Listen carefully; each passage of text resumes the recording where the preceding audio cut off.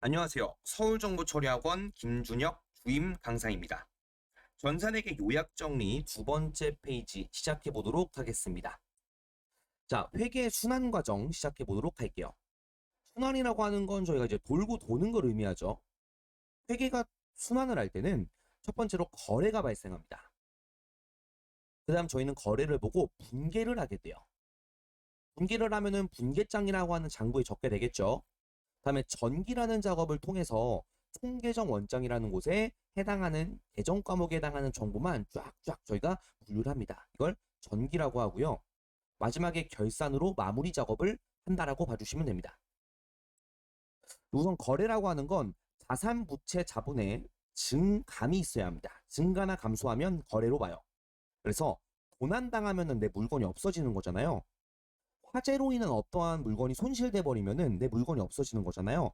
거래로 보는 거예요. 하지만 계약하거나 채용했을 때는 이걸 거래로 보진 않겠죠. 계약금을 내가 지급을 했다라고 하면 돈이 나간 거기 때문에 거래로 보지만 그냥 계약했다, 채용했다 이래버리면 거래로 보지 않습니다.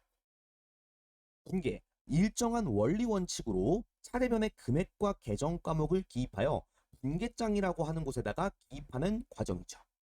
여기선 대차평균의 원리와 거래 이중성을 따집니다. 그래서 1월 2일 상품 350만 원을 매입하고 현금으로 지급하다. 이게 거래죠. 그럼 저희는 이 거래 내역을 보고 뭘 하냐면 분계라는 거예요. 그래서 내 돈이 나갔으니까 대변의 현금, 내 물건이 들어왔으니까 차변의 상품으로 분계가 되겠죠. 그럼 이렇게 분계를 쫙쫙쫙 한 개가 아니라 뭐 100개, 뭐 200개, 300개, 400개 여러 개 있을 수가 있잖아요. 그렇죠? 그러면 우리는 각각의 거래를 나는 상품에 대한 정보만 보고 싶은데 별거 이상한 거 다 나올 거 아니에요. 그래서 상품에 해당하는 것만 따로 정리를 해놓는 것이 바로 전기라고 하는 절차가 됩니다. 분계를 한 내용을 해당하는 장부, 그걸 총계정 원장이라고 해요. 총계정 원장에 기입하는 과정입니다. 간단하게 반대로 보내서 분계가 만들어지면 그거는 전기가 잘 된 거예요. 자, 이게 어떤 얘기냐면 상품의 총계정 원장입니다. 상품에 대한 총계정 원장 전기는요. 자, 좀 지우고 상품에 대한 총계정 원장은 차변에 현금 350만 원을 적었습니다. 1월 2일에. 자, 그럼 이거는 제가 반대로 보냈을 때 분계가 만들어지면 된다고 했죠. 여기 있는 현금을요. 반대로 한번 보내보세요. 이렇게. 그러면은 차변의 상품이고 대변에 뭐가 됩니까? 현금이 되는 거죠. 그럼 1월 2일자에 현금이 나가고 상품이 들어왔다는 뜻이 되는 거예요. 그러면 현금의 총계정 원장을 볼까요? 우리 그럼 현금 같은 경우에는 나간 거잖아요. 그럼 차변에 있는 이 상품 금액을 누락했네요. 350만 원이 있을 텐데 얘가 반대니까 여기로 가잖아요. 이렇게. 그러면 차변의 상품 대변의 현금이죠. 이와 같이 분계가 만들어지면요. 전기가 잘 된 거라고 볼 수가 있어요. 그래서 이 분계장과 총계정원장 두 개를 합해서 우리는 뭐라고 하냐면은 주요부라고 합니다. 주요. 분계장이랑 총계정원장을 더해서 주요부라고 해요. 회계상에 중요한 정보를 적어두는 공간입니다. 자, 그럼 예제 한번 풀어보도록 하겠습니다. 계정별 원장을 분석해서 9월 1일 단기매매증권 처분가액을 계산하면 얼마인가? 자, 저희가 지금 왕초보, 기초 다 이제 확인을 하고 오셨기 때문에 이런 문제들 봤을 때 풀어 나갈 수 있을 겁니다. 자, 그럼 한번 반대로 보내볼게요. 이렇게 보내면은 8월 1일자에 이렇게 되는 거죠. 8월 1일자에 단기매매증권을 샀습니다. 50만 원 사고 현금을 지급을 했죠. 다음에 9월 1일자는 이렇게 되겠죠. 자, 그럼 9월 1일은 어떻게 되냐? 단기매매증권이 대변이 되겠죠. 단기매매증권 대변에 50만 원 적히고요. 그다음 차변 쪽에 현금 계정으로 얼마 적힙니까? 50만 원 적히죠. 자, 이렇게 그런 분계가 됐는데 이 자료에 대한 전기 분계는 끝났습니다. 근데 오른쪽에 보시면 단기매매증권 처분 이익에다가 현금 10만 원이 더 붙어 있죠. 이걸로 보내야지. 그럼 그 아래쪽에 분계 하나 더 해주시면 되겠죠. 자, 9월 1일자에 차변에 현금이 들어왔습니다. 얼마 들어왔냐면 10만 원이 들어왔고요. 다음 대변 쪽에 단기매매증권 처분 이익이 10만 원이 계상되었네요. 자, 그럼 저희가 지금 찾아야 될 건 단기매매증권의 처분가액이잖아요.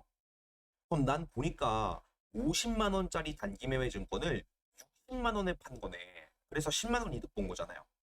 그럼 단기 매매 증권의 처분 가액이라고 하면은 3번 60만 원이 되겠죠. 내가 팔아서 받은 돈이 처분 가액입니다. 원가는 50이겠죠. 은 10만 원. 다음 예제 보겠습니다.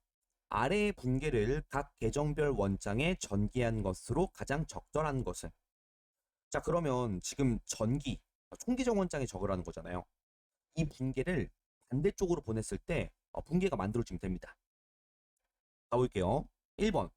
자, 지금 급여가 이렇게 적혔는데 급여로 보내보십시오. 급여. 이게 안 맞죠? 급여는 차변에 있어야 되고 예수금이 대변에 있어야 되잖아요. 만약에 급여가 이렇게 대변 쪽에 있었으면 맞을 것 같아요. 반대로 보냈을 때 급여, 예수금이 되니까.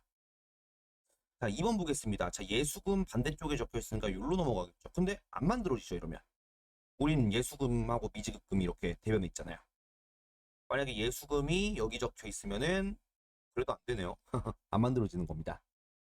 3번 보겠습니다. 자, 급여 반대로 보냈을 때 차변의 미지급금, 대변의 급여인데 안 만들어지죠, 이거라. 4번 보겠습니다. 자, 급여 반대로 보냈을 때 차변의 급여, 대변의 미지급금이 만들어지죠. 위와 같은 분계가 만들어지네요. 정답은 4번입니다. 다음 예제 보겠습니다. 다음 중 회계상의 거래로 옳은 것은? 자, 저희가 계약이랑 채용이라고 하는 건요, 거래로 보지 않습니다. 왜냐면 돈이 안 나가요. 근데 자산, 부채, 자본에 플러스 마이너스가 없습니다. 1번, 거래처 A 상사와 매출 계약을 했다. 계약은 거래가 아니잖아. 아니잖아. 2번, 종업원 B를 채용했다. 아니잖아. 3번, 창고에 있는 본사 제품이 도난당해버렸습니다. 그럼 도난당했다라고 하는 건 누가 내 제품을 가져갔으니까 내 제품이 대변으로 나간 거예요. 자산이 감소했죠? 정답은 3번입니다.